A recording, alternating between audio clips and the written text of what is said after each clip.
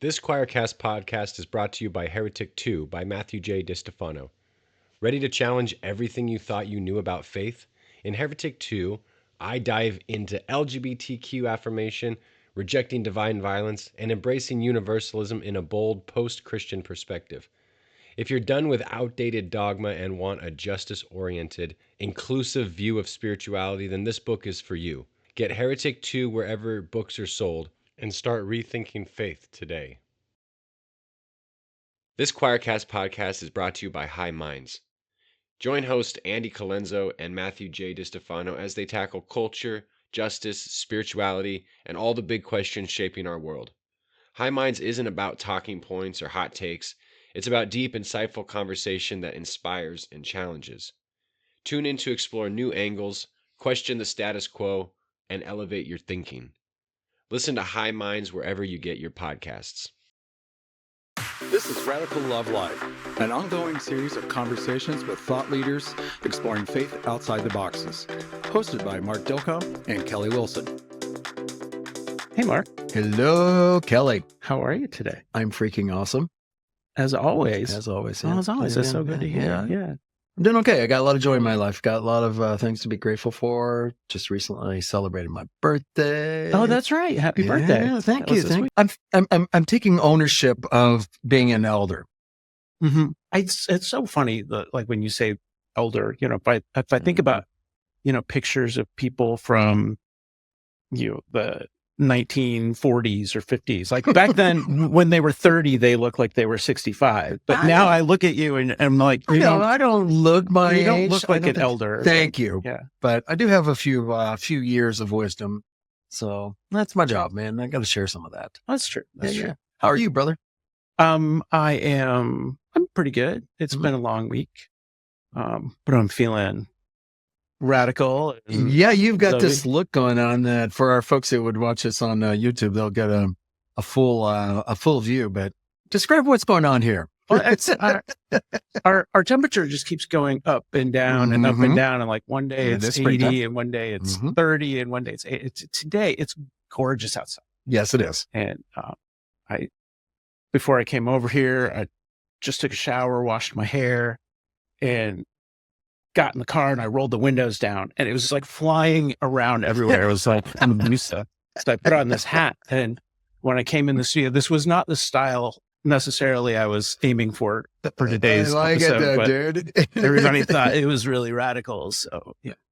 Well, but I did. I know homage to Prince there. My Purple Rain shirt. Indeed, yeah, isn't purple a Lent color? It is. Yeah, absolutely. So, yes, there are a lot of crosses covered in purple right now in a lot of churches. So, all right, my friend, what are we doing today? Who are we talking with today? Today we're talking with Kevin Sweeney, who is the author of new book, The Cosmic Christ and the Concrete Jesus. Oof. Okay. Which I love that idea of like the big and abstract and the earthly and fleshed together. Yeah. That's just to give a little background. Kevin Sweeney was the co-founder and lead pastor of Imagine Church, an urban church in Honolulu that's welcoming of all people. Sees imagination as the key to the future, chooses authenticity over performance, substance over hype, and quality over quantity. He's the host of the podcast, The Church Needs Therapy. He's also the author of books, The Making of a Mystic, My Journey with Mushrooms, My Life as a Pastor, and Why It's Okay for Everyone to Relax. Right. Relax. And also The Joy of Letting Go, which is, that he says that Richard Rohr talked about how spirituality is always kind of letting go of something. And that's definitely true. So he is in Honolulu, and Kevin, feel free to fill in any other biographical details that we've left out, but thank you for being here today. It's great to talk with you. Yeah. I was feeling left out in the beginning. Right before they said we're going to do a little banter, they're going to hop on. I wasn't sure if I was allowed in the banter. I'm just sitting over here like a fool, you could watching friend catch up. Yeah. Well, how have you been? How was your week? Yeah. How was your week? No, good. Yeah. that helpful bio. Since transitioning, so my wife and I started and led a church in this neighborhood. It's called Kaka'ako. Like you can see out the window, it's like almost downtown Honolulu. We're in like the unofficial arts district here. I've never been to Hawaii, and that does not look like what I imagine Hawaii to look like. I'm looking. Yeah, it's actually a gray morning, but yes, there's like downtown right here. I'm on the 37th floor of a building, so I'm really like in the urban core, but it's a very thin slice of the culture and of the land that looks like the way our neighborhood does. But yeah, after transitioning from our role in the church, like almost 3 years ago, besides a couple of publishing deals that I got, I actually transitioned to being a chaplain for hospice care out here as well. So my day-to-day on the ground, being present to people, specifically vulnerable people, which has always felt like a natural draw from God for me.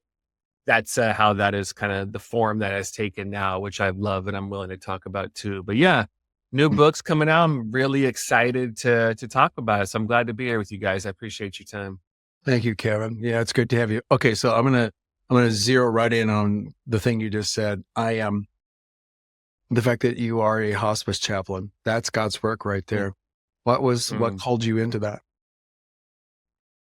Yeah, so my wife and I led a church for 10 years. Obviously, as you can imagine, long story. We ended up shutting it down, like just post-COVID, just COVID complexities, season of life. I always sensed I would be in that role for about 10 years, but like had a great experience. Yes, like pastoring is hard. You always carry wounds from that. You do it imperfectly, but like loved the church, was super proud of it. There was no scandals that ended in the end. There was nothing weird about it. It was just, I'm glad my wife and I, neither one of us carried the unnecessary obligation and burden of feeling like if this does not exist beyond us, it somehow devalues what it was. Wow.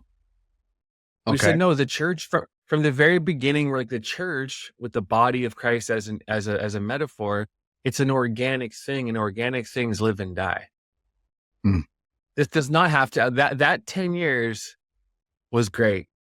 And for me, the transition's always challenging. It's death, it's grief, it's letting go, like we talked about. But at the same time, I always knew leading that church, I'm like, the church is the primary vehicle through which the life of God is flowing through me and as me into the world.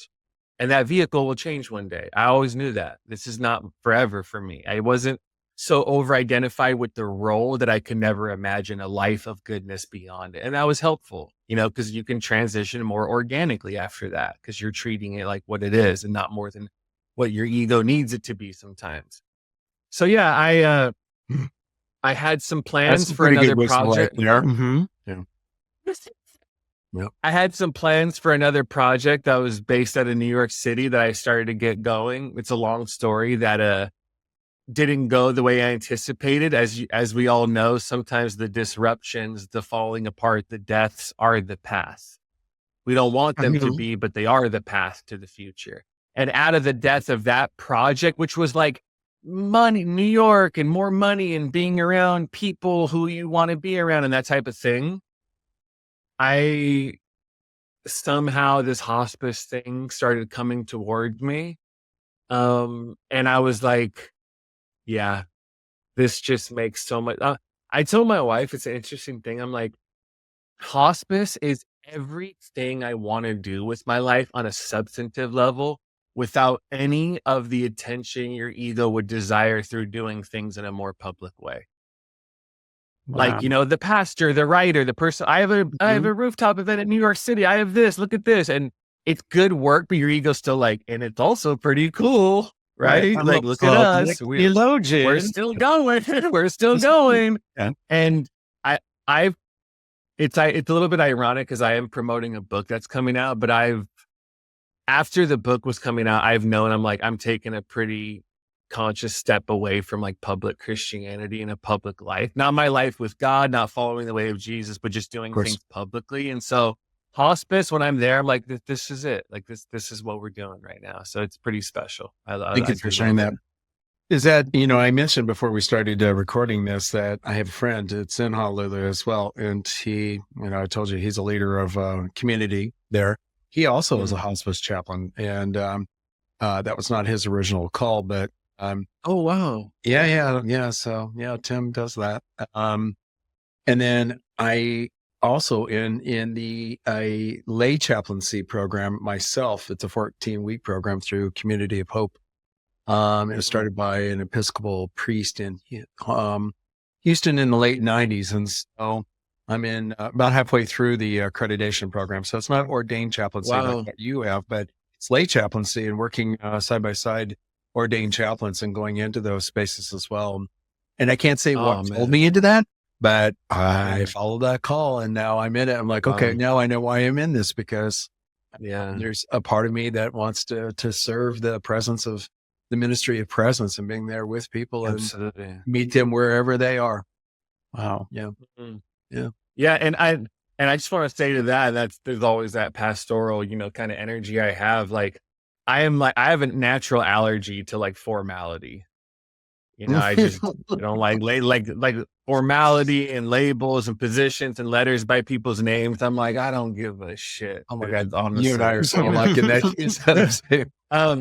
You don't want to be disrespectful, but you're like, but still, really, all those letters. Yeah, okay, that's nice. Yeah, and just formal things. And what's funny about Imagine was like, technically, I was never like ordained. I wasn't even like a recognized pastor. I mean, we left. I had, I did everything the way, and it was it's your 501(c), and we went through this early church planting network that shaped us. I did all the things. I've been to school, seminary, all that. But like, I wasn't with a larger, governing board. It was an independent church. And I never got licensed like through the state. So I was like, technically, I'm not a pastor, like in a formal sense. And I remember but I had the type of community where like, if I shared someone with that, like that, they'd be like, oh, that's cool. And also we had the type of community that didn't even ask those questions because they didn't even think those were questions to ask because they weren't like those type of like churchy folks who were like, well, who are you under? Whose authority are you submitting to? Like those questions didn't exist in our church because people didn't even know those were questions, Right. So to me, who are your vestry members? That's right. Who governs you? I had like a good friend of mine who was like 5 years older, more logistically oriented, more responsible, definitely, and he was a pastor in Orange County. He's like, like, you got to have bylaws. You got to have this. And I'd be like, yeah, I know. Then 10 years went by. I was like, oh, we never did bylaws. So Kevin, I think you were good. I really do. And maybe there's a return to that because of course I see it for protection. I get it. But and definitely like safety for children. I mean, there's a certain amount of accountability. No, of course. Yes, of course. Totally. Yeah. Yes. But damn. And I respect. Structure is helpful to the degree to which it holds together the substance. And you're right. All those things are important. The reason why I say that is like in the lay program is like, I'm always like, authority comes from the, like real relational authority comes out of relationship and connection. It doesn't come from position. So I'm like, someone's not a chaplain or someone doesn't do these chaplain things because someone said they're a chaplain. It's appropriate to call somebody a chaplain or call somebody a pastor because they're doing the things those people do. Like the label comes after as a way of naming what's happening in a good way. That's the substance. And that's what I value the most. Amen. You keep dropping these great little one-liners. I think this is going to be make writing the notes for this episode very easy. It is. I have a question going back to the chaplaincy, and I do want to get to your book. Sure, yeah. But there's so much. I was talking with somebody the other day about just kind of religion in general, and they're like, "Well, isn't religion really just all the stories that we make up because we're afraid to die?" Which I was like, maybe, but we do that. You're like right at the edge of that question. Like that's probably something that you deal with every day. How do you talk to people about what's next, or do you? Yeah, great question. If I zoom out and knowing that question about end of life stuff exists in a much larger like space of our lives as a whole, I rarely talk about, even when I was pastoring, preaching hundreds of sermons about the afterlife. I don't think about it. I don't talk to people about it. I don't think that's the point of all of this. I do have this general, if it can be this good here, I think the benevolence that holds all this together will carry us through to the other side. Like when Richard Rohr talks about essentially all the mystics are saying is there's a foundational okayness to life. And I think that okayness and the goodness continues. So to be honest, my focus in chaplaincy and sort of what's driving me is just the power of seeing people. For me, so much of spirituality is about seeing. And so much of a life with God is about receiving the beautiful, affirmative, universally affirming and loving gaze from God. That to me is what the mystics are talking about, the radical idea of being seen and loved and taken apart appropriately when you really allow that to become directly realized in your own being. And so for me in my chaplaincy with people, it's like I am simply mirroring the universal seeing that's happening to all of us and to me towards this person. So my focus, to be honest, is I'm seeing this person with a loving gaze to bring honor to them as they transition, wherever they are. And but sometimes out loud, depending on the relationship, and sometimes internally, for every single patient. And I don't know their I don't always know their religious background. I don't know their family. And I don't care, to be honest. But every patient in that scene, I am silently saying, God, will you receive this son or daughter into your eternal embrace? Every single one of them. Because this foundational okayness, that goodness to me is for everybody. And it continues into the future. So when people want to have those conversations explicitly, we can, but I'm always praying like, hey, maybe there's an infinite embrace and there's an eternity that's welcoming you. And maybe you can open your heart to receive that, So yeah, but my primary thing is I'm seeing you here. Like if I can just share a story, since we're talking about it. Yeah. There was a few days ago this week, actually, because I go to like houses, nursing facilities, I can kind of move all over, in a certain region. And I had like 4 visits set up in one facility, which is nice in my world because you're like, okay, I don't have to drive around to a million places. It's all in one area. I can just kind of walk through floors or rooms. So I'm like, cool, great. That's my day after doing some things in the morning. But then I saw some notes that basically communicated, like, I know medical terms when a person's essentially like actively transitioning and maybe they have a couple of days left. And I saw this one of a woman who I've, been seeing. And I was like, man, and it's very easy, like anything else, to lose the magic. Anything can become a job to be like, I planned these, I already drove here, that type of thing. But I'm like, no, if this person's close, I want to go there again to embody that scene, to witness her in a loving way on her way out. And so I go there and just have a moment with her, silence, kind of hold her hand for a little bit. Those silent prayers of God, prepare for eternal embrace. Listen to like one song, and I'm just sitting bedside with her because she's, not conscious, not awake. And I'm like, okay, great. Like simple, beautiful moment. And I get an email later in the night saying like she passed like however many hours later. And I was like, that was an amazing moment. Seeing her as she transitioned, I have to believe, and I do believe, there is something beautiful and powerful when we talk about the vulnerable, when we talk about the people on the edges and forgotten people. I want to see this person as they're transitioning. I want to provide a sense of solidarity, even if they're not consciously aware of it. To me, there's something so divine and just like the Spirit who is always with us about it.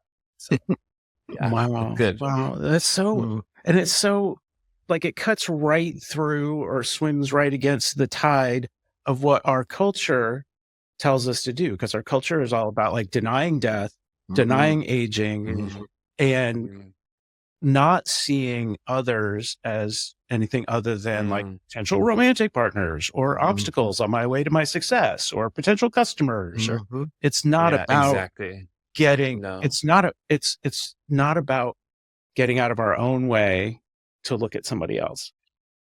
What? That's silly talk. I know. And thank you for Kevin. Thank you for sharing that. It's, again, the life of somebody that's, again, the ministry of presence, just letting it unfold in front of you. And that it is you Well, in some way, you're a part of the experience. And I can relate.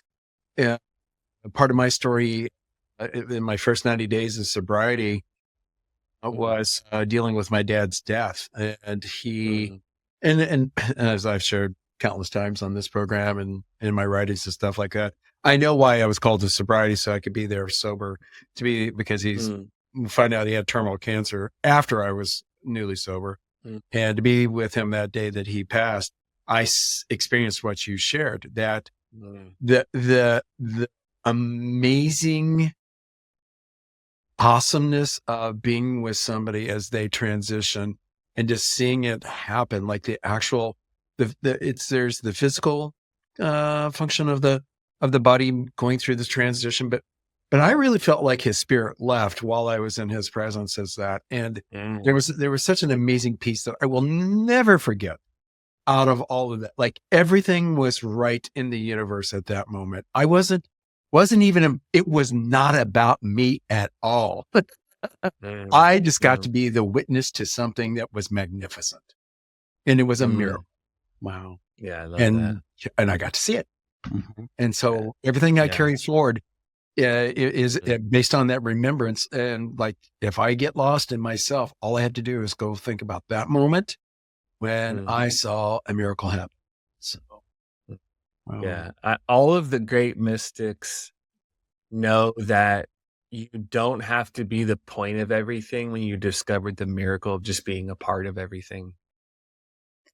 Well said. When it's that much of a miracle just to be alive and just to breathe and just to feel solidarity and a common kinship with a leaf or the beach or the water, to know, man, we're all a part of this, and to directly feel that, that's the decentering of the ego that allows us to start to really grow and expand in life, and be freed from the ways in which our ego still wants to go back to the center and be like, look at me, I'm on the rooftop again, or whatever it was.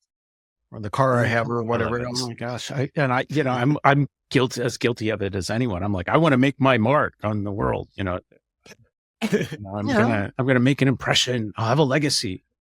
And it's work to sit back, even like when I write or doing podcasts, that I'm like, it's about the content, not about the creator, and kind of like letting the content flow through me. It's hard. I'd like to be celebrated. Yeah. And you should be. And you should. Party, whatever. So I'm going to ask you a question, Kevin. When Kelly was talking about having you on the show, I was like, and then I saw your book, Making a Mystic, and I call myself a mystic, and for the reasons that you just shared. Like, there's from my journey took me through that, this wild ride of a lot of negative times in my life, into being, called into sobriety, and then on this journey that I've been on for, 12, 14 years, whatever it's been, right? It's taken me places to where I actually took ownership of that word, mystic, not to be weird or out there, but it is that, I like how you said, it's the decentering and just knowing what is there. It is simply that moment that I can touch the oneness and know it's there. And it's glimpses, of course. So it doesn't happen consistently. I'm not always sitting in there, but it's like, yeah, this is what I feel, and this is what I intuit, and this is what I want to put out into the world myself. Is, just that process. So yourself, though, you call yourself a mystic. That's not a common word. In fact, I even saw, where Brian McLaren wrote a blurb about your book and said he had to even think about it when he read your book. And I thought, wow, okay. Now, I would think Brian would think of himself as a mystic, but, I don't know. So enlighten us about your journey there to where you got to being the making of a mystic. Yeah, that's a good question. I mean, the most simple way for me to talk about why it's appropriate to use that term sometimes is, for the mystic, the religious person, the person interested in awakening, enlightenment, or whatever it is, the mystic is one whose faith is not grounded in systems of belief, but it's grounded in direct experience of the sacred. The mystics are not people whose faith and life with God is determined because they have an accurate description of the map. It's because they're extremely familiar with the terrain themselves. The terrain of love, grace, the divine, God, affirmative love, etc. Best description I have ever heard of a mystic. So keep going. Yeah, it's just about direct realization of that which we normally say we believe, right? Not do you believe, but do you know? Do you know? Right. Yeah. And so I tell a story in the intro to my first book, The Making of a Mystic, when I was like 20. I had an awakening experience when I was 18, a spontaneous awakening while I was on mushrooms. I tell some of that story in my first book. I remember being 24. I was living in Orange County at the time, and I was going on a walk, and I think I was smoking a Black and Mild at the time, which was like nostalgic for me as a kid. That's a long story. And as I was walking, it's just a contemplative walk. I'm not going anywhere. I'm just consciously breathing and being present, just one of the practices. And all of a sudden this dialogue happened within me where I said, it's one of those moments where you just know. And a second voice says, know what? And the first voice says, I don't know, but you just do. That is a lot. I think that captures what a lot of the experience of the mystics is like. It's a deep knowing, but it's a knowing that does not primarily exist in a cognitive way of understanding concepts. But it's actually, for the mystic, to know is to be known. To see is to be seen. Yeah. Right? To understand is actually to feel understood. So the mystic already is relinquishing control, because knowing is control, seeing is control, but being seen, that's not control. Being known requires letting go of control. So I think the mystic is just about direct experience of that which we normally say we believe in. So my experience from the beginning was this awakening moment with God, where there's no youth group, no leaders. I didn't know evangelicals existed growing up. I never heard of anything like that. I didn't know youth groups happened. I never knew about those things. But I had this awakening moment where, no one told me about the atonement, no altar call, no direct link with Jesus in the moment. It was just an absolute experience of being held and lit up and loved profoundly so well, where I was like, I know it just happened. I just had a direct experience of God. And I was a senior in high school. I'm like, what the hell am I supposed to do now? This is the only real thing I've ever had. So yeah, I think that's why I use that term, because it's the direct knowing, it's the bodily heart mind alignment of experience as opposed to an explanation. Yeah. Well said. Thank you for that. That's a great description. Wow. Yeah. And again, as I referenced, McLaren, I'm a fan of his books and the works and the way he thinks. I was like, well, how can you not be a mystic? But then I think anybody can be a mystic. It's not like it's an exclusive club. But is it that moment of awareness where you have that direct knowledge of the divine? Is that the moment that transforms that?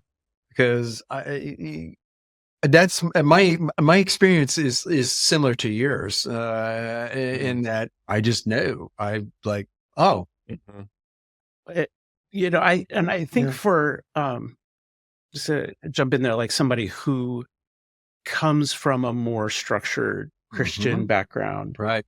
And for them to find their way into mysticism, I know my path is a little bit more like John Wesley. Is that I'm a big Wesley fan. Yes, John Wesley was already preaching and a missionary and didn't feel it. He knew it. He knew the doctrine. He knew the dogma. He knew the scriptures. And it was only when he went to somebody else's church. He went to the Moravian church. And that's what he said. I felt my heart was strangely warmed. And it transformed everything about him. Like even his theology changed at that point. And he started focusing more on grace and also his, if you think about what they call the Wesleyan quadrilateral, which he never officially put into words, but it's, interpreting Christian doctrine using tradition, scripture, reason, and experience. And the experience was kind of a new thing. Like, oh, you get to kind of like trust how you feel. Like, yeah. And particularly like for Calvinists who would be like, no, you're so depraved, you can't trust anything you feel. It was kind of a new thing. And that's sort of how any mystical experiences that I've had, I've come to that way. I already kind of knew I had the scaffolding, but then all of a sudden it was like, oh, I feel it. Yeah. And that would be the reverse. That would be the reverse of what happened to me, where I had the direct experience of the substance. And then I eventually go to Bible calls and they're like, and here's the scaffolding and here's the substance, and that wild, untamable spirit that you experience so profoundly actually has to exist within the shape, So it was a very reversed experience for me, which was great. If you think developmentally and how psychological development works, like I needed that heavy structure. It was very helpful.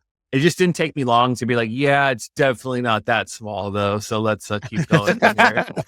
Let's open that up a little bit. Thanks for putting these rules so I know how to break them. Yeah. Right. That's exactly what Bible college was for me. It was like, this is how evangelicals and fundamentalists think. And it does give me a foundation to plant my feet on. But it was more for me, it was a foundation that kept expanding and widening as opposed to a house I was going to stay in forever. But it was extremely helpful, and I'm grateful for that. Wow. So let's talk about your most recent book.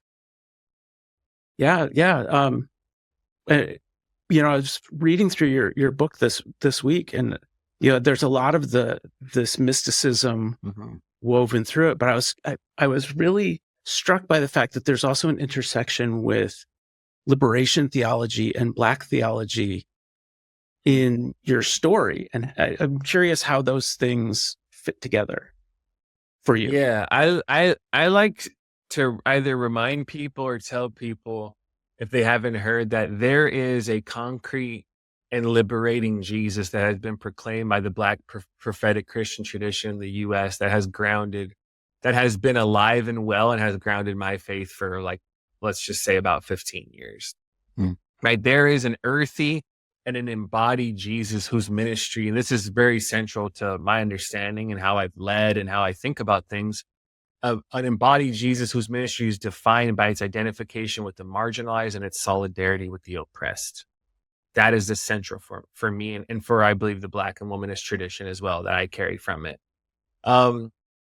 It's a concrete Jesus whose compassion to the poor challenged the indifference of the rich, right? The Jesus, Luke 4 and all these other things, whose emancipatory and controversial sermons almost got him killed by his own people, right? This man who disrupted the status quo was seen as a threat by the political and religious authorities, and who was ultimately crucified as an enemy of the state, right? And Dr. James Cone, sort of like, the father of Black theology as an academic discourse. My mentor, Dr. Ralph C. Watkins, who teaches Black theology and is a writer, would say Cone and the academics codified it. He's like, but Black theology began in the fields, and it began in the homes, and it began with people who were living this already for hundreds of years before it was ever codified in the 60s, right? He's very adamant about that. And I take that with me. But, Cone says, God was the God of history, the liberator of the oppressed from bondage. And this is key. Cone says Jesus was not an abstract word of God, but God's word made flesh, who came to set the prisoner free. And so that concrete and liberating Jesus that I talk about, this is the Jesus that I have inherited from the Black prophetic tradition, from James Cone and Kelly Brown Douglas and Renita Weems and Jacqueline Grant and Cornel West and all the Katie Cannon, all these people. These are the people who shaped me in my understanding of the radical, inclusive, socially, politically disruptive Jesus that has shaped me as a pastor, that has shaped me as everything I do in my life. And I joke around in the book, but I'm like, I'm not sure if people are aware of this, but in contrast to that, there is an abstract white Jesus that has a tremendous amount of influence in our country. I don't know if people have been aware of that, but think about that. This is a Jesus who tends to side with those in power, who's mostly apolitical, and who miraculously transforms all radical social acts in the Gospels into cute little nuggets of wisdom for our individual lives today. it wasn't social, it wasn't economic, it wasn't political. It was actually about your individual life with God. That's what this abstract Jesus does, right? He's the mascot for white Christian nationalism. He doesn't seem to be a big fan of the poor and has virtually nothing to say about oppression, right? He's mostly concerned with eternal salvation and personal piety. That is the Jesus that is most prevalent in churches today. And it just blows my mind sometimes that he's still so damn popular with people. Well, it's cheap grace, I guess, is what, isn't that what Bonhoeffer called it? Is that, you get to behave kind of however you want, you get forgiven. And there isn't a great social responsibility that goes with that. In fact, you can see, like in regards to like creation care, like the environment. If I think that the rapture is going to happen in, a couple of days or a couple of years, what do I care about whether you're drilling for oil or not? What do I care about fracking? Let's just burn this place to a cinder and then we'll go off to some faraway heaven somewhere. It was so shocking the first time, like coming from that environment, the first time I really read the Gospels without the filter of all the things that I had learned from Paul, etc. Like, what is Jesus really talking about? Personal salvation is not part of his message.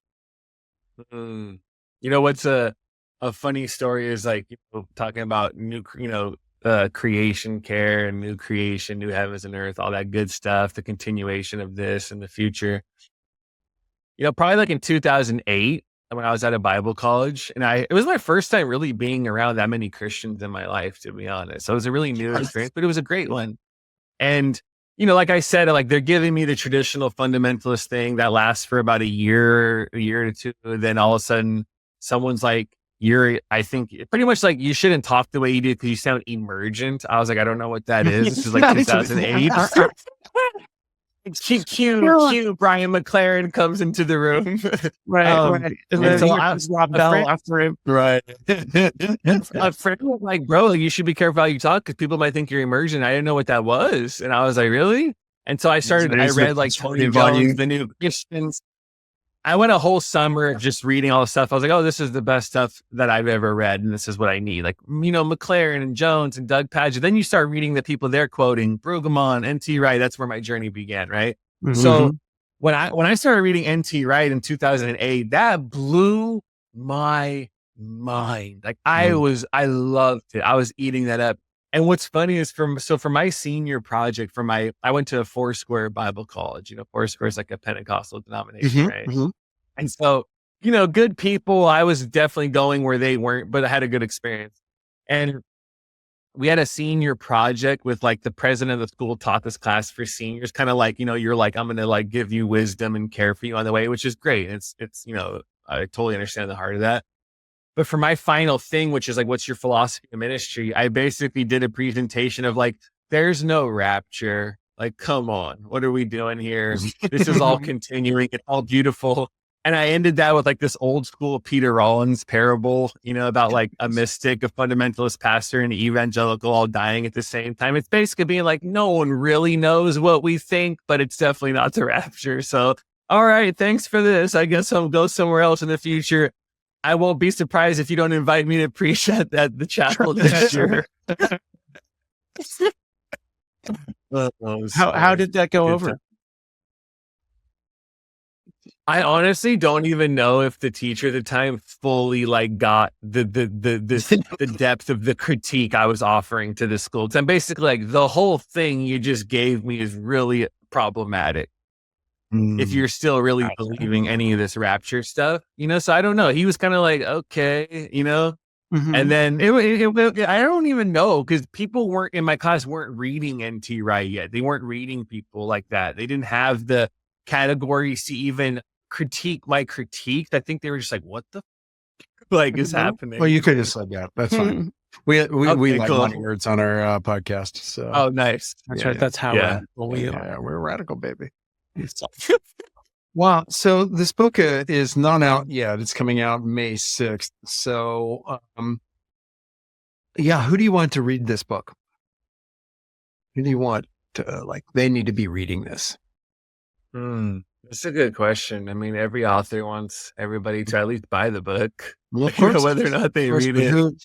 Who is, who needs to pick this up and yes, and to zero in on that, a part of the subtitle here is, in the end, I say, the mystic, the Black prophetic tradition, and why I'm still a Christian, right? Because I really had the idea for this book. There's a beautiful park across the street from my house near the water, and I went on a walk, and I think it was near the end of the church. And, for the past 20 years or whatever it was at that point, I was like, man, I've gone on such a journey of this awakening experience, all this formal education, leading for 10 years, going through so many evolutionary stages of faith. And I would just think to myself, why is it so, and it's kind of a rhetorical question, but why is it so much easier for me to call myself a Christian than it is for a lot of people who have also read a lot of the things I've read and gone through the critiques and maybe haven't even read some of the other things I've read? Why does it still feel so natural for me to call myself a Christian still? That question was always with me. And I think a part of that is because my faith was not about having conceptual abstract beliefs about God. The center of my faith was about direct experience of God. So I'm like, when other people are deconstructing and taking apart their container, if the primary energy of your faith is your belief system, which is like a container holding substance, if you take apart the container, there's nothing left. The container isn't there anymore because it's not. And for me, I'm like, I can take apart the container 1,000,000 times because the substance of the water inside, that's what is satiating me. So who gives a fuck about the container? That's when people are like, I don't believe this anymore. I'm like, who doesn't matter? Like, what are we talking about? Amen, brother. Yeah, even though obviously beliefs are important, they're just not the foundation of an experiential faith. And so I think the interesting part about what I'm saying is you can have direct transformative access and experience of God and be totally committed to the radical way of Jesus, no matter what your religious beliefs are. Amen, brother. Praise. To me, I'm like, you can follow Jesus no matter what your beliefs about God are. You can question your beliefs and be loved by God and follow Jesus into a loving and compassionate way in the world.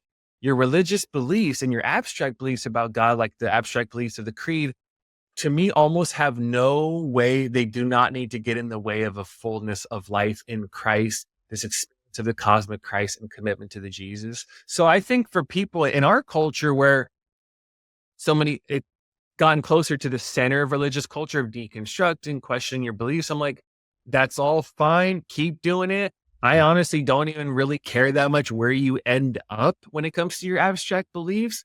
But you can be deeply loved and cared for by God, no matter what. And you can be committed to this world in the way of Jesus, no matter what you believe about any of these things. So I think that's a big thing. It's a hopeful way forward. Like Peter Rollins has a book years ago that's called Beyond Belief. And I think it was very much ahead of its time, but I'm like, yeah, this is a faith that's beneath and before and beyond belief, because it doesn't, the engine of the faith of the future is not whether or not you ascribe to abstract beliefs about God. The mystical movement, like you talked about and Rohr would say, is like the mystical movement is simply moving from religion as a belief and a belonging system to a direct and transformative experience of God. That's a paraphrase. And that's where people are moving. It's experiential. And we embody it. I have a chapter called Experience and Embodiment. What is faith? Direct experience and embodying a way of love in the world. You can do that no matter what you think anytime. So I think taking apart beliefs and all of that is all healthy. It's great. Let's keep doing it. But there's still a way forward to live into the living reality of Christ at all time. Wow. And I say that because I care about people. Like I'm a person who I want people to feel safe in a world that is unsafe. I want people to feel loved in a world that doesn't always seem loving. So to me, I'm like, the beliefs, dude, like who cares? Like for the mystic, it's not the beliefs you hold on to, it's the radical experience of being held. That's what sets you free. And that's for everybody at all times. And I want people to know that. You know what? One, I know we're getting close to the hour, and this might be a Well, big can of worms. this is what happens. This is what happens when you preach every Sunday for a decade and then you don't preach for 3 years. These are my moments. You So got give like me these 3 minutes. 200 sermons in there that are waiting to come out. Oh my God. That Oh my God. one kind of point of contention or debate that I often have, and I'm kind of more in line with where you are as far as, do the best you can with what you know and wherever. Whereas I'm 100% with him, as know, but I'm that way. So, but one of the kind of catches that I run into sometimes when I'm talking with more conservative Christians is we're talking about love, and they'll say, well, love doesn't mean just letting everybody do what they want to do. God wants people to be a certain way. So my love is expressed by preventing other people from doing things that are wrong or making them do things that are right. You can't just accept people for whatever they are. And that seems to be a point of contention that I see, at least like all over social media and debates on television or whatever, is somebody's like, well, if you're a Christian, then you love. And the other people are being like, well, I do love, but, and then there's that but. I feel like I have to do this one thing. How do you see that kind of mystical love breaking through those barriers? Yeah, I think, there's a term some people use that's called grandmother Buddhism, where it's like what you're talking about, right? It's like a mysticism that never ever offers corrections or never think about it. My book's about the Black prophetic tradition. I'm talking about being prophetic. I'm talking about speaking truth. In this case, it's more to institutional powers, but that's also true to individuals, right? But there's a big difference between the energy that says things can be better, and I'm willing to walk with you into that better future. And if you go, great. If not, that's also okay, because that's how life works. You can't control other people. You surrender everybody. You surrender your own life. And we, very difficultly surrender the people we love to the world, to life, to God, because you can't control anybody. So I think the energy that says there's a better way, let me invite you. And the energy that says there's a right way that God's going to be mad at you about or displeased about if you don't go, that's ridiculous to me. Those are unhealed parents who are trying to shame their kids into being more like them, Yes.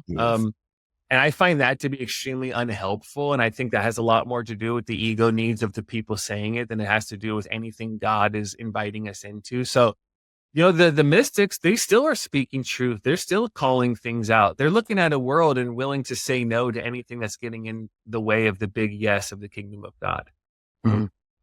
And I think that's true from cosmic to institutional and systemic, to family systems, to individuals as well, when you see them as concentric circles. So I don't think those are not mutually exclusive for the mystic of yeah, it's cool, man. Just keep fracking, right? Like what we're talking about. Just keep doing this. We don't care. It's no, we're going to say something about that. And if I have an individual friend and people I love who are making self-destructive or relationally destructive decisions, I will probably say that to them, say, dude, I don't think this is going to go the way you want. But then I don't say, here's an ultimatum. And if you don't do it now, I'm mad at you. If you don't do it, I'm going to shame you. If you don't, no, I'm just, hey, I think there's a better way. But if they choose to not, it's and that's your choice. We have to be willing to surrender other people. You cannot control people. And so the kingdom of God is always an invitation. It's never an obligation. And we can treat people accordingly. I love that. Thank you for going down that road. And as a parent of a 16-year-old, I can tell you definitely can't control. You can, guide maybe, exactly. But you can't control. Totally. What other people believe, what they choose to do. Kevin, dude, what a great conversation with you, my friend. Yes. Yeah. If people, if our listeners want to find out more about you, where do they go? Yeah. Probably the most, my website, kevinsweeneynow.com. And then my Instagram is @kevinsweeneynow. And those are the two best places. Instagram probably definitely the best for the day-to-day. So yeah, I think with those two, and the book, whenever this comes out, is probably already available for pre-order on Amazon and Barnes and Yes, I Noble. just looked. The Cosmic Christ and the Concrete Jesus. And I've realized, like, I don't write things that I'm learning. I write what I've become. I realize when I've looked at other writers and how they write, I say, oh, that's a big difference. A lot of writers write what they've just learned and they're on the growing edge of it, trying to become it. And that's not enough. I think that's natural because that's where your energy is of growth. Mm-hmm. But I realized I write the things that have sat with me and have been a part of me for a long time. And those have become a part of me. It's just a different thing I've realized. And so what I'm writing, I'm like, this is how I've lived for a long time. This is how I led as a pastor, of like the cosmic Christ I received from the mystics and what that means for our world and thus for us as individuals. And then the concrete liberating Jesus, who is always calling us back to the flesh and blood realities of everyday life, especially for the oppressed and the marginalized, saying, yes, you've had that profound liberating awakening experience, and you still have to have the courage to live this incarnational, messy life of actually living this out in public. So that's what I'm excited for people to see in that book. And it's available for pre-order. It might be up whenever you listen to this. So yeah, I don't take these opportunities for granted to sit with people like you guys, to what it goes into pre, post, during it. So I'm super grateful, and I love these times of connection. I just really am at a point in my life of valuing real connection. So I'm very grateful for you both for taking this time. Thank you, Kevin. Well, and we're glad that you're here. Thank you.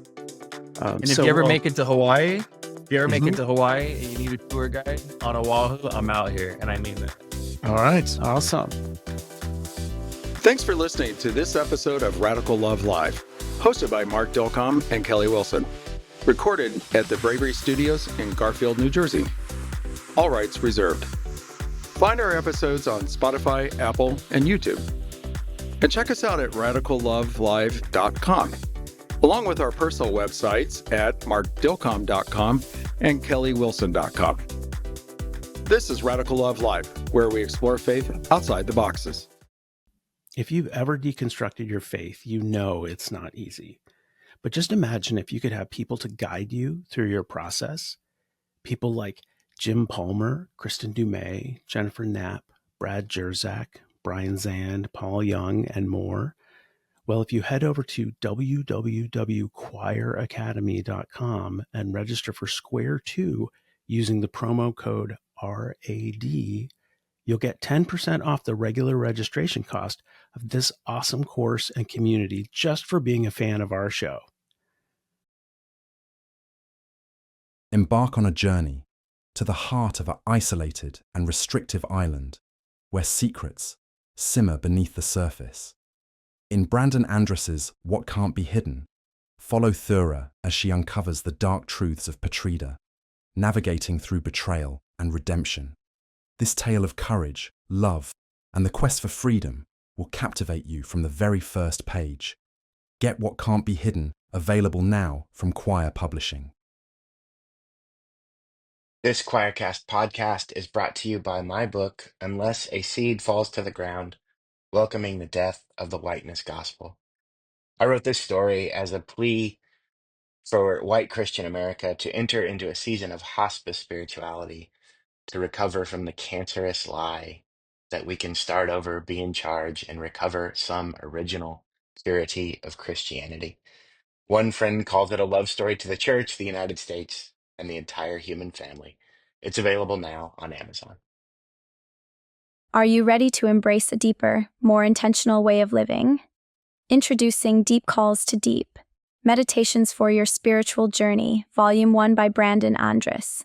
Deep Calls to Deep offers a 1.5 years of weekly meditations to inspire spiritual growth and guide you toward a more meaningful, embodied life. Order your copy today wherever books are sold and begin your journey into greater connection and purpose. Deep Calls to Deep. Let your soul awaken.